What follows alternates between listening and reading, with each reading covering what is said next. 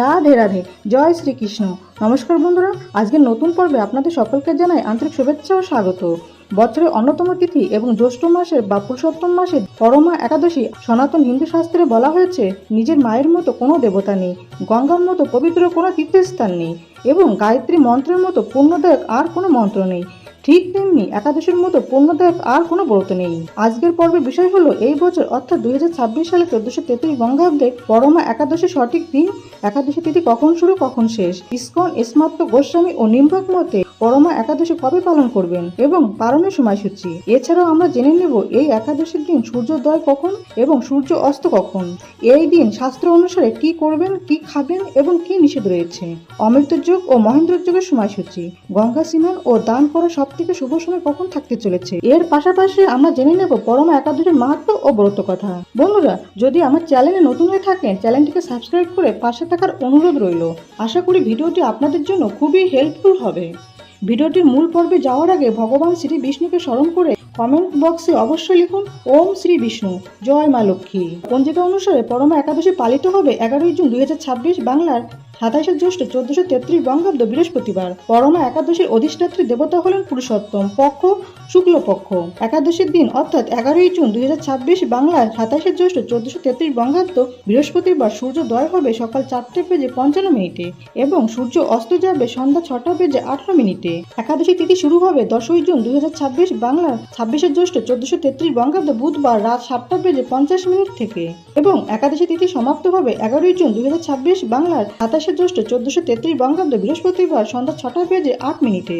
ISKCON স্মার্ত Goswami ও নিম্বাক মতে পরমা একাদশী পালিত হবে 11 জুন 2026 বাংলার 27 জ্যৈষ্ঠ 1433 বঙ্গাব্দ বৃহস্পতিবার। পরমা একাদশীর পালনের দিন অর্থাৎ 12 জুন 2026 বাংলার 28 জ্যৈষ্ঠ 1433 বঙ্গাব্দ শুক্রবার সূর্যোদয় হবে সকাল 4:55 এবং সূর্য অস্ত যাবে সন্ধ্যা 6:19। ইসকন মতে পরমা একাদশীর পালনের সময় হবে 12 জুন 2026 বাংলার 28 জ্যৈষ্ঠ 1433 বঙ্গাব্দ শুক্রবার সকাল 4:51 থেকে সকাল 9:21 মধ্যে একাদশীর পালন করে নিতে হবে। স্মার্ত গোস্বামী ও নিম্বাক মতে পরমা একাদশীর পালনের সময় হবে 12 জুন 2026 বাংলার 28 জ্যৈষ্ঠ 1433 বঙ্গাব্দ শুক্রবার সূর্যোদয় থেকে সকাল 9:52 মধ্যে একাদশীর পালন করে নিতে হবে।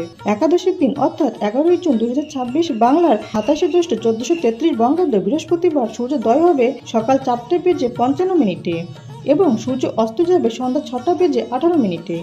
একাদশীর দিন সব থেকে শুভ সময় থাকবে দুপুর 2:58 মধ্যে।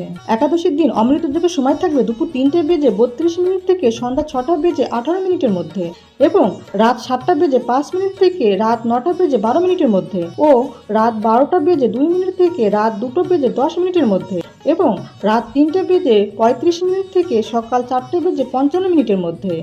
এই দিন মহেন্দ্র যোগের সময় থাকবে সকাল 5:54 মধ্যে এবং সকাল 9:27 থেকে সকাল 11:14 মধ্যে।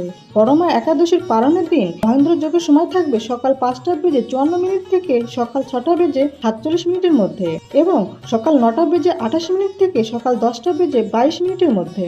গঙ্গা স্নান ও দান করার জন্য সব থেকে শুভ সময় থাকবে সূর্যোদয় থেকে সকাল 6:46 মধ্যে গঙ্গা স্নান ও দান আদি। ভগবান কৃষ্ণ বলেছেন পরমা একাদশী পালনের জন্য দশমীর দিন থেকেই ব্রত শুরু হয়। কাঁসার পাত্রে ভোজন, মসুর, ছোলা, শাক এবং অপরের অন্ন ও আমিষ জাতীয় খাদ্য দশমীর দিন বর্জন করতে হয়।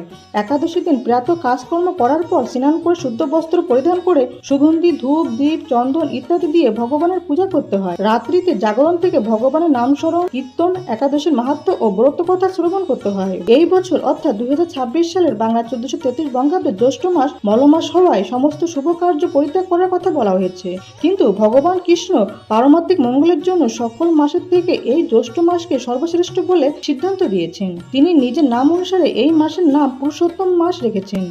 এই একাদশী সুখভোগ, মুক্তি ও আনন্দ প্রদানকারী। বিশেষ করে পুরুষোত্তম মাসে পরমা একাদশী ব্রত মানুষকে পাপ মুক্ত করে এবং ভগবান বিষ্ণুর কৃপা লাভের জন্য সুযোগ এনে দেয়। এই একাদশী ভগবান বিষ্ণুর প্রিয় পুরুষোত্তম মাসে অনুষ্ঠিত হয়, তাই এর মাহাত্ম্য বিশেষ। শ্রী চৈতন্য মহাপ্রভু একাদশী তিথিকে অত্যন্ত পবিত্র ও ভগবান ভক্তির অনুকূল সময় বলে নির্দেশ করেছেন। তিনি নির্দেশ দিয়েছেন যে একাদশীর দিন উপবাস থেকে কেবল ফলাহার করে সম্পূর্ণ সময় কৃষ্ণপ্রেমে কাটাতে হবে। এই দিনে জাগতিক বিষয় থেকে মনকে সরিয়ে হরির কথা শ্রবণ ও হরিনাম জপ করতে হয়। বন্ধুরা, একাদশীর দিন সকাল সকাল ঘুম থেকে উঠে প্রাতঃ কাজকর্ম শেষ করার পর স্নান করে প্রথমে সূর্যদেবকে জল আর লাল ফুল নিবেদন করুন। তারপর পরমা একাদশীর ব্রতের সংকল্প নিন। যেহেতু এই একাদশী লক্ষ্মীর বার অর্থাৎ বৃহস্পতিবার পড়েছে, তাই মা লক্ষ্মী ও ভগবান বিষ্ণু রাধাকৃষ্ণের পূজা অবশ্যই করুন। পরমা একাদশীর দিনে পঞ্চ রবিশস্য বর্জনীয়। এছাড়া আমিষ জাতীয় খাবার যেমন মাছ, মাংস, ডিম, পেঁয়াজ, রসুন, মসুর ডাল ইত্যাদি তামসিক খাবার ভুল করেও খাবেন না। একাদশীর দিন চুল দাড়ি কাটা তথা খোরকর্ম ও নখ কাটা সম্পূর্ণরূপে নিষিদ্ধ। এই দিন পরনিন্দা, পরচর্চা, মিথ্যা কথা বলা, ক্রোধ, ঈর্ষা থেকে বিরত থাকুন। একাদশী ব্রত পালনের সময় খাবারে ফলমূল যেমন আম, কলা, তরমুজ, পাকা পেঁপে, আঙুর, আনারস, নারকেল, আপেল, জামরুল, দুধ, বাদাম, বেল, মিশ্রি, লেবু শরবত ইত্যাদি খাওয়া যেতে পারে। তবে কোনো প্রকার নেশাজাতীয় খাবার এই দিন গ্রহণ না করাই ভালো। এছাড়া ভোগ প্রসাদ রান্নার ক্ষেত্রে সাধারণ লবণের পরিবর্তে সন্দক লবণ আর সরিষার তেলের পরিবর্তে ঘি ব্যবহার করা উচিত। পুরুষোত্তম মাসের পরমা একাদশীতে ভগবান বিষ্ণুকে তুলসী পাতা নিবেদন করা অত্যন্ত শুভ। শাস্ত্রে বলা হয়েছে, ভক্তি সহকারে অর্পিত একটি তুলসী পাতা ও সামান্য জলেই সন্তুষ্ট হন ভগবান বিষ্ণু। একাদশীর দিন সন্ধ্যায় তুলসী তলায় ও ভগবান নারায়ণের সামনে প্রদীপ জ্বালিয়ে ভগবানের নাম স্মরণ করতে হয় এবং রাতে জাগরণ থেকে ভগবানের নাম স্মরণ, মনন, শ্রবণ কীর্তন, গীতা পাঠ, ভগবত পাঠ, হরিনাম সংকীর্তন করতে হয়, কারণ হরিনাম সংকীর্তনই সর্বোত্তম সাধনা। বন্ধুরা, এখন আমরা শুনবো পরমা একাদশীর ব্রত কথা ও মাহাত্ম্য। রাধে রাধে, জয় শ্রীকৃষ্ণ।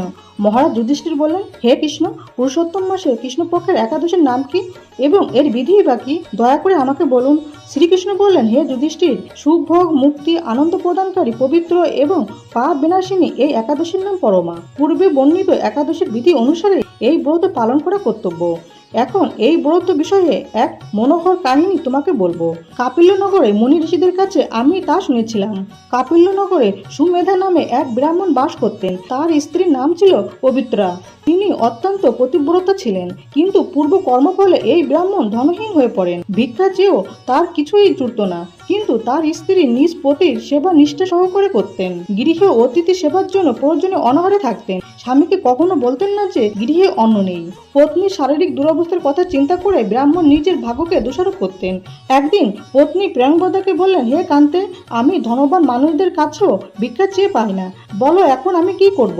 ধন সংগ্রহের জন্য আমি অন্য কোথাও যেতে চাই, তুমি আমাকে অনুমতি দাও। ব্রাহ্মণ পত্নী তখন তাকে বললেন, হে বিদ্বান, এ জগতে মানুষ তার পূর্ব সঞ্চিত ফল ভোগ করে। পূর্বজন্মে কোনো ফল না থাকলে স্বর্ণ পর্বতে গেলেও কিছু পাওয়া যায় না। হে স্বামী, পূর্বজন্মে আমি অথবা আপনি কেউই ধনসম্পদ ইত্যাদি কোনো কিছুই সৎ পাত্রে দান করিনি, তাই আমাদের ভাগ্যে যা আছে তা এখানে থেকেই লাভ হবে।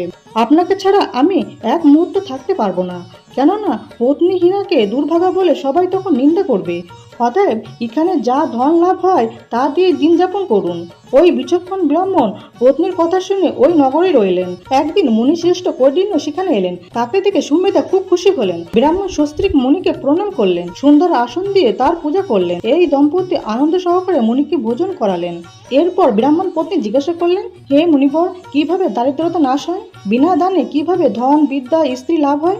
আমার স্বামী আমাকে রেখে ভিক্ষার জন্য দূর দেশে যেতে চান, কিন্তু আমি তাকে যেতে নিষেধ করেছি। এখন আমাদের ভাগ্যবশে এখানে আপনার শুভ আগমন হয়েছে। আপনার কৃপায় আমাদের দারিদ্রতা অবশ্যই নাশ হবে।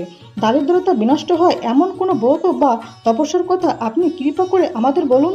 এই কথা শুনে মুনিবর বললেন, হে সাধী, পুরুষোত্তম মাসের কৃষ্ণপক্ষের পরমা নামে সর্বশ্রেষ্ঠ এক একাদশী আছে। এই তিথি ভগবানের অতীব প্রিয়তমা। এই ব্রত পালনে মানুষ অন্ন, ধনসম্পদ আদি সবই লাভ করে থাকে। এই সুন্দর ব্রত ধনপতি কুবের প্রথম করেছিলেন। রাজা হরিশ্চন্দ্র এই ব্রত পালনে স্ত্রী, পুত্র ও রাজ্য ফিরে পেয়েছিলেন। হে বিশালাক্ষী, এই জন্য তোমরাও এই ব্রত পালন করো। হে পাণ্ডব, কৌন্ডিন্য মুনির উপদেশে পতি পত্নী উভয়ে একসঙ্গে বিধিমতো পুরুষোত্তম মাসের পরমা একাদশী পালন করলেন।